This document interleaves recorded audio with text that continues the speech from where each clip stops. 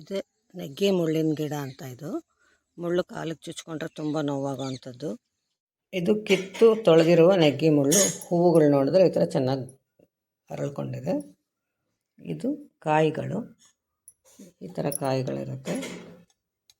ಈ ಥರ ನೋಡಿ, ಇದು ಬಿಡಿಸಿದ್ರೆ ಕಾಯಿಲಿಗೆ 4-5 ಭಾಗ ಇರುತ್ತೆ. ಇದು ಮುಳ್ಳು ಚುಚ್ಕೊಳ್ಳುತ್ತೆ, ನಾವು ನಡೆಯುವಾಗ ಯಾರಾದರೂ ಚುಚ್ಚಿಸ್ಕೊಂಡಿರ್ಬೋದು. ಇದರಲ್ಲಿ ಒಣಗಿದ ಮೇಲೆ ಗೊತ್ತಾಗುತ್ತದು.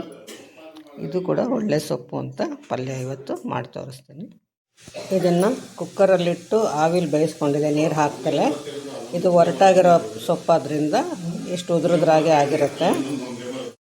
ಒಗ್ಗರಣೆಗೆ ಹಸಿಮೆಣಸಿನ್ಕಾಯಿ, ಈರುಳ್ಳಿ, ಸಾಸಿವೆ ಎಲ್ಲ ಹಾಕಿ, ಈರುಳ್ಳಿ ಮೆತ್ತಗಾದ್ಮೇಲೆ ಈ ಸೊಪ್ಪನ್ನು ಹಾಕ್ಕೊಂಡಿದ್ದೀನಿ.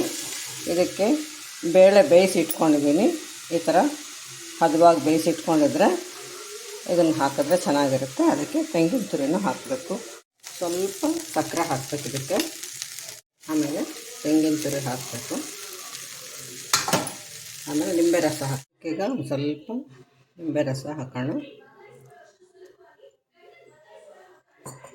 ಇವಾಗ ಸವಿಯೋಕ್ಕೆ ಸಿದ್ಧವಾಗಿದೆ ಇದು.